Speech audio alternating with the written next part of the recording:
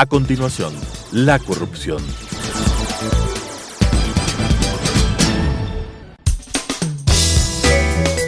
Clasificación B, bajo supervisión de un adulto.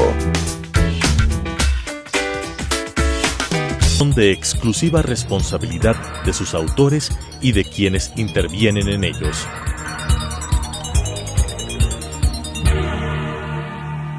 Telesucesos, Canal 29, UHF presenta La Corrupción.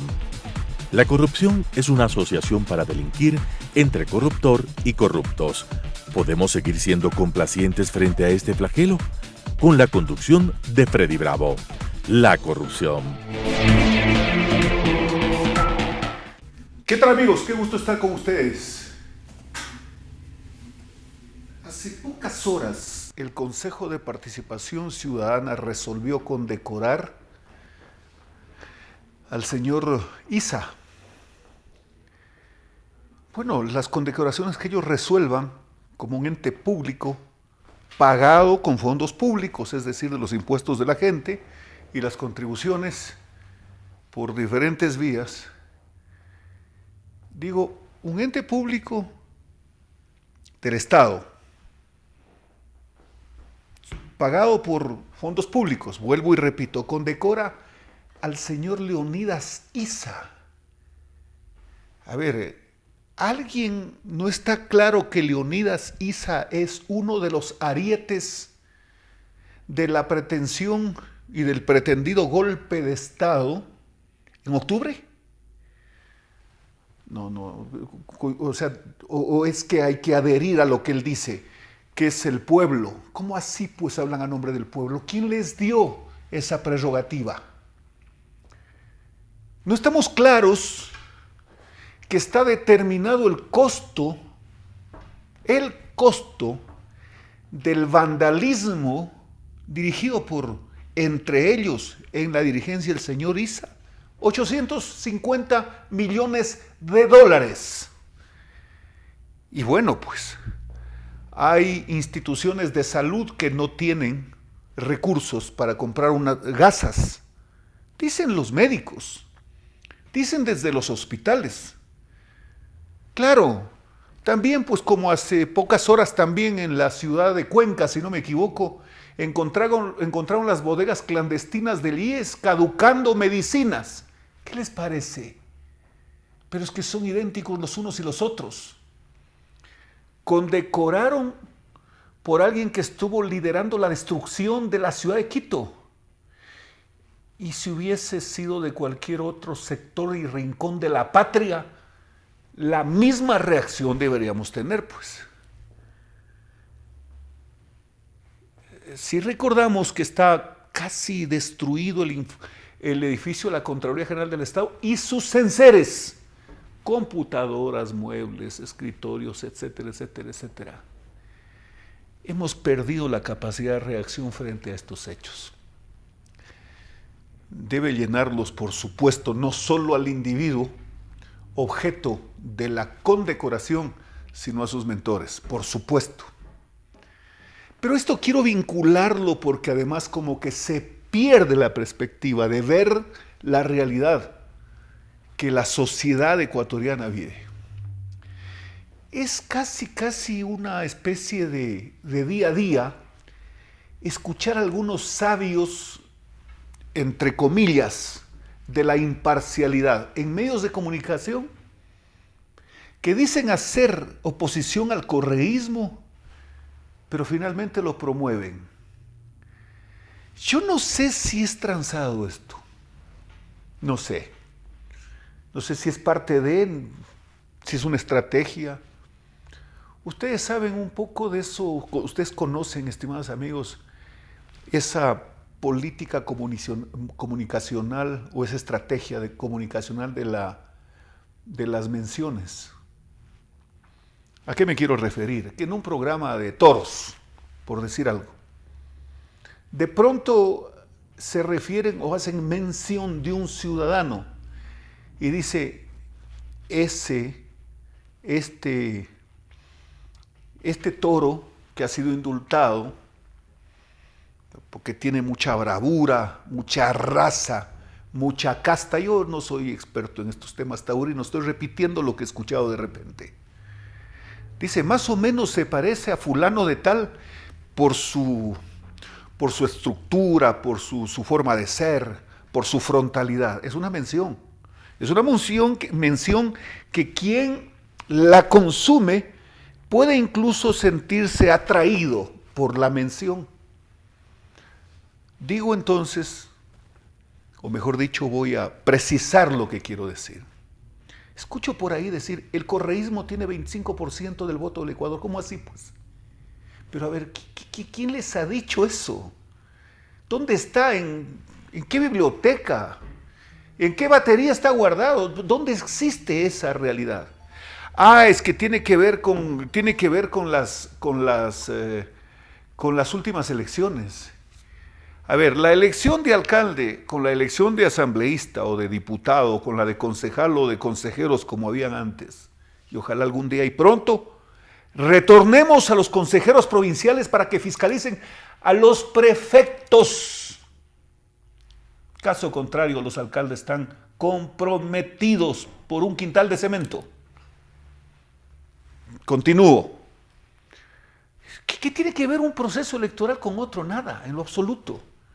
Por ahí escuchaba a un sabio, porque así como hay médicos para resolver los temas, primero prescribirlos y después recetar, también hay otros que desde el balcón de politólogos dan recetas de cómo debería actuar el ciudadano frente a los procesos.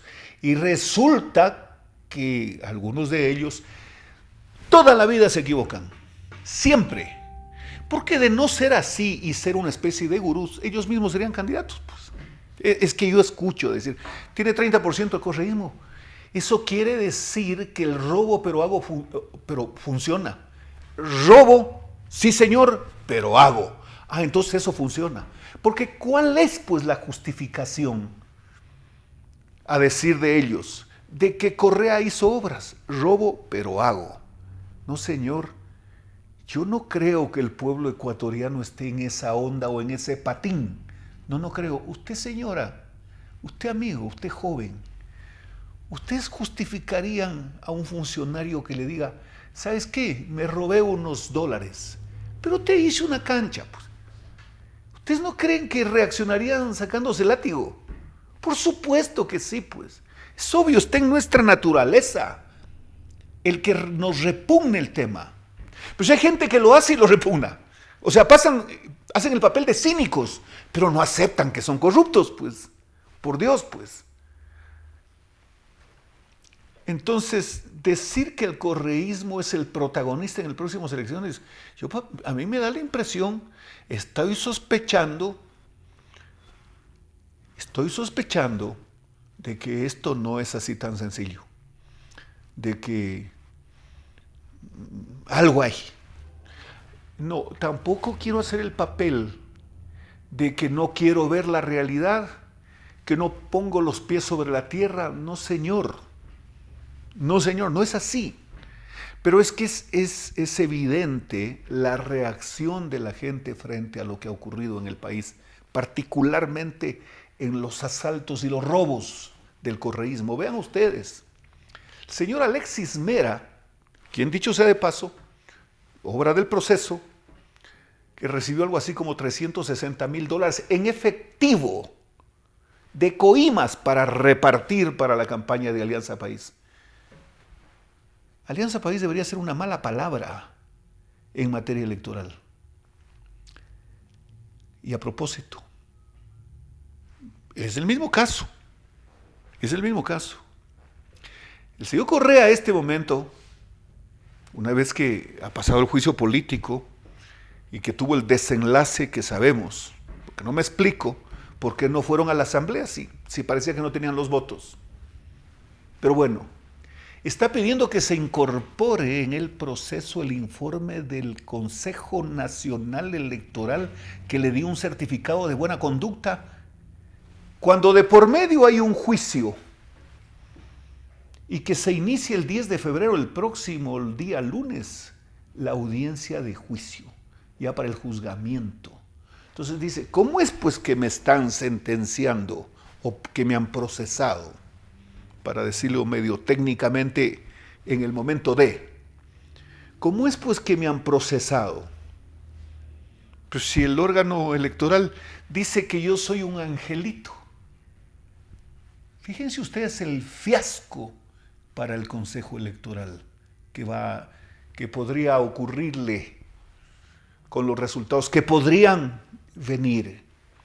Más o menos como el fiasco de los asambleístas del CAL,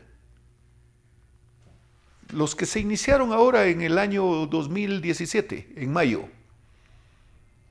El fiasco que ellos se negaban al enjuiciamiento político al señor Glass y fue sentenciado el señor Glass. Deberían, no la cicuta, pero por lo menos una buena dosis de vidrio molido, para que por lo menos algo hagan tratando de lavar sus culpas. Continúo en el tema. Que el señor Correa, todo esto es parte del tema, que el señor Correa y que su banda son protagonistas políticos, con opciones en el proceso electoral del año 2021. Eso está por verse. Está por verse. ¿Qué tendría que pasar para que el señor Correa pueda, supongamos que no termina el proceso el proceso judicial en el que está acusado? Supongamos que no termina, pero hay una orden de prisión contra él, prisión preventiva. Es decir, por un pie en el Ecuador tendrá que ir a la cárcel. Por Dios.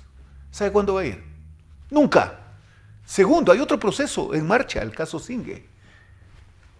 Y tercero, se reactivaría el juicio suspendido por el secuestro al señor Balda. 3 procesos. Va a venir para ser candidato a vicepresidente de la hermana Pierina. ¿Por qué me aventuro a decir de la hermana? Porque el hermano Fabricio anda diciendo que no va a declarar contra el hermano. Ustedes recuerdan, estimadas amigas, en el año 2016 cuando le preguntaron al señor Correa si lo va a demandar al hermano Fabricio. Dijo, no, porque no me da la gana. Ahora dice Fabricio, no, yo no voy a declarar contra mi hermano. Si nadie le ha pedido que declare contra el hermano, ese es su derecho, no declarar contra el hermano. Peor si hicieron un tongo. No, pues no declare. Lo que tiene que declarar es en el proceso sobre lo que sabe, porque además el señor Fabricio Correa ha dicho, consta del libro en la página 144, si no me equivoco, el gran hermano, que dice, antes de ser presidente me contrató Odebrecht por $2 millones. Cuando ya era hermano, el presidente me contrató por 12 millones. ¿Dónde está la obra? ¿Dónde están las pólizas de fiel cumplimiento, de buen uso de anticipo? ¿Dónde está el acta de entrega-recepción? ¿Cuál obra fue, pues? 12 millones dice que le entregó Odebrecht. Pero dice él, pues, este no es un pez, este pues es un tiburón, por lo que dice.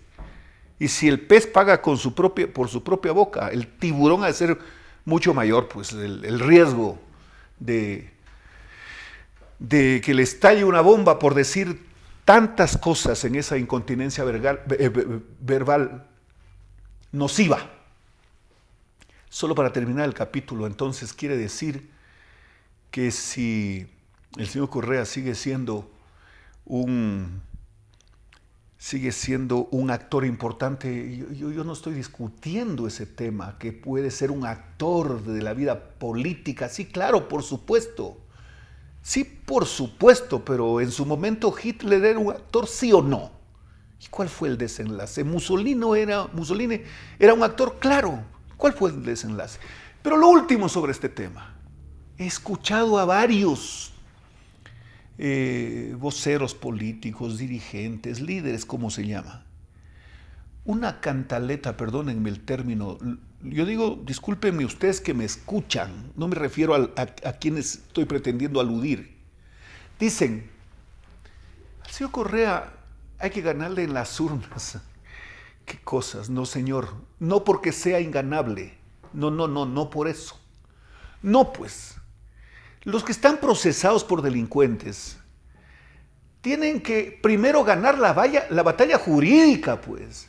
No, ellos no tienen que ir a ganar en las urnas, tienen que ganar primero en las cortes, para ver si es que las cortes le dan la razón. Que al señor Correa hay que ganarle en las urnas. Sí, pues entonces en su momento tenía que decir el señor Hitler, a mí gánenme en las urnas, lo mismo Mussolini. A ver, les voy a dar otro nombre para que no digan que, o mejor dicho, para que no se haga una especie de idea. Vamos, en la ubicación que hace la gente, pues, hablemos del otro lado, al señor Pinochet, al señor Somoza. Entonces ellos tienen que ir a las urnas. ¿Cuántas veces ha ido a las urnas el señor Maduro? Y en Venezuela vive en una desgracia pública por haber ido a las urnas. Y se administra ese país bajo la premisa de que han sido procesos transparentes. Y el señor Maduro tiene algunos apoyos que de repente son medio raros. El Papa Francisco dice, me preocupa y me duele la gente que han violentado sus derechos humanos en Venezuela. Más o menos así. Así es lo que ha manifestado. ¿Y por qué no le preocupa a quienes les violaron los derechos humanos? Pues no, pues claro que me preocupa la víctima. Por supuesto. Sí, pero el victimario también me tiene que preocupar que se vaya a la cárcel, pues. Me parece tan lógico. No hay lo uno sin lo otro, pues. ¿Qué saco solo llorando por quién se murió? Por supuesto, esa es una parte del capítulo. ¿Y el que lo liquidó? ¿De él no hay que preocuparse? No, tampoco es así, pues. Tampoco es así. Hace pocas horas sentenciaron a la señora Vicuña. La sentenciaron por sus ajetreos en la asamblea, yo recuerdo. Alguna vez, no voy a repetir, en mi cuenta de Twitter, luego de oírla en una entrevista en un canal, me provocó tal reacción que escribió un Twitter muy fuerte. Y hablaba de su corpulencia, muy fuerte, no lo voy a repetir. Ya eso pasó. Que luego de haber puesto el Twitter, dije, creo que se me pasó la mano. ¿Pero por qué fue? Porque hablaba contra los exdiputados. Los congresos del pasado, la partidocracia, los políticos, decía esta mujer. Y resulta que de esos que seguramente ha sido la mejor alumna, porque les ha estado pidiendo billete a sus trabajadores, condicionándolos a que en su cargo podían permanecer si contribuían con su alianza no sé cuántos. La acaban de sentenciar. Y me quiero referir a un tema porque inmediatamente vi en un Twitter, luego de que los jueces habían acogido algunos atenuantes y le pusieron una pena de 1 año. Entonces alguien dijo, no se alegren porque no va a ir ni un día a la cárcel. Nadie debería alegrarse de que una persona va a la cárcel. No, ese no es un asunto como para hacer farra ni fiesta. Ese es un asunto de exclusivo interés, debería ser de la persona que la van a privar de la libertad, pues. Caramba, pues no es un asunto tan sencillo que alguien vaya a la cárcel privada de la libertad 1 año, 2, 3, 4, 5 o meses. Es un asunto muy complicado para las personas, pero que seguramente la sociedad a través de las instituciones, a la sociedad a través de las instituciones le corresponde juzgar, por supuesto. No se alegren, nadie va a ir a la cárcel. Perdón, la señora no va a ir a la cárcel. 1 día y se va a burlar. Claro, yo supongo que si un ciudadano está transitando por la calle Azuay y Olmedo en la ciudad de Loja y escucha esto, le produce una bronca, una reacción. Se molesta, dice, se me están burlando. Yo creo que sí es necesario que en este tipo de cosas le pongamos, no hay que bajar el ímpetu de la pelea, ni mucho menos, ni de lejos estoy del lado de estos bandidos sentenciados. La señora está sentenciada, no podrá volver a hacer en su vida a optar por un cargo público. Pero no solo eso, Alguien me decía, pero ¿qué futuro político? No, ninguno de ellos tiene futuro político. No, pues. Con consejos electorales como los que han tenido, claro que tenían futuro político. Con toda la plata del petróleo y sometía a las empresas a que les dan plata para las campañas. Claro, pues. Con Pozo, con Domingo Siete Paredes, con todos ellos. Por supuesto, con el señor Simmons, claro. Sí podían entrar, pues sin problema. Pero el tema es que ha sido sentenciada a 1 año. Tiene que pagar una multa, si no me equivoco, de $173,000. $173,000. Le fue confiscada una casa. Entiéndase que esa casa no es parte de los 173,000. No, pues. Esa fue ya está en poder del Estado, fue confiscada, le quitaron. Y eso el Estado sabrá qué hace con esa casa. La multa es otra cosa. Y yo me pregunto, ¿y si mañana va a pagar la multa? ¿Qué va a encolumnar unas 3,000 personas a que pongan cuotas de 10, 20, 40, 50, 100, $200 para la multa? Nadie le va a creer. A ver, yo no estoy ni siquiera acusando lo que no me interesa. Nadie le va a creer, va a ser un imposible que le crean. Pero mire a lo que les toca, porque claro, si llega con la plata y le entrega, pues, y la deposita, van a decir, un momentito, ¿de dónde? Si el sacristán vende velas y no tiene cerería, ¿de dónde pecatamea si no es de la sacristía? Sabiduría popular pura. Complicado, ¿no? Complicado. Ahora que los jueces podrían determinar para la ejecución de la pena una libertad condicionada, por supuesto está establecido en la ley, pues. Si no estoy en un error, el artículo 630 del COIP prevé esa opción. Pero quiero referirme a un tema. Tiene que cumplir con algunos presupuestos. Por ejemplo, no tener un proceso, no haberse beneficiado en otra oportunidad de esta prerrogativa. Lo que quiere decir que si hoy le concederían, nunca más podría aspirar a una prerrogativa igual. Claro, pero es que no está dicha la última palabra. Yo no sé si parece que escuché, no estoy muy claro, de que hay una investigación o hay ya una instrucción sobre un tema. De ser cierto lo segundo, que hay una instrucción, no podría acogerse a esta prerrogativa. Segundo, otra condición del 630 es que la pena no exceda de 5 años. Este caso no excede de 5 años. Pero dice la norma que debería solicitarse en la audiencia, es decir, en la de juzgamiento, la solicitud de libertad condicionada. ¿Condicionada a qué? A que no salga del país, a que se presente en un juzgado, a que vaya a una guardería municipal a ayudar a hacer a los niños, alguna cosa de esas. Sí, pues no le vamos a pedir de que vaya a conducir un tractor para abrir una carretera, pues obvio. Entonces, todo esto debería cumplirse. Yo no sé si los jueces... la pregunta es la siguiente. ¿Pidió en la misma audiencia que para la ejecución de la pena, pidió libertad condicionada? Porque dice, y podría ser dentro de las próximas 24 horas. Pero no dice si del fallo oral o luego de la notificación. No existe. A ver,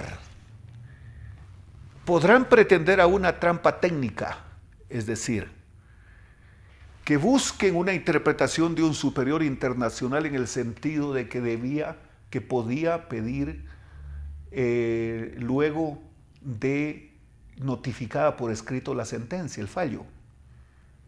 ¿Y qué tal si le niegan los jueces? Y viene una interpretación de la Corte Interamericana de Derechos Humanos, por decir, o esa es la pretensión, que diga que podía ser o en la audiencia o luego de la notificación por escrito, pero no dice las dos opciones, sino claramente. Ese puede ser un gran vacío, una trampa técnica para mañana presentar a la Corte Interamericana de Derechos Humanos una reclamación y tener la expectativa de jubilarse con ese dinero. Hay que tener cuidado. Ahí están, pues, esos son los resultados. ¿Qué será? Que el señor Alexis Mera, que hacía todo esto, dijo, vamos a dejar esto ahí por si nos persigan. Entonces nosotros establecemos un mecanismo para invocar mala aplicación de la norma. Mucho cuidado con los bandidos, señoras y señores, porque hacían de las suyas y los efectos de lo que hicieron los tenemos aquí, a la vuelta de la esquina o en el día a día. Señoras y señores, qué gusto de haber estado con ustedes. Nos vemos la próxima semana.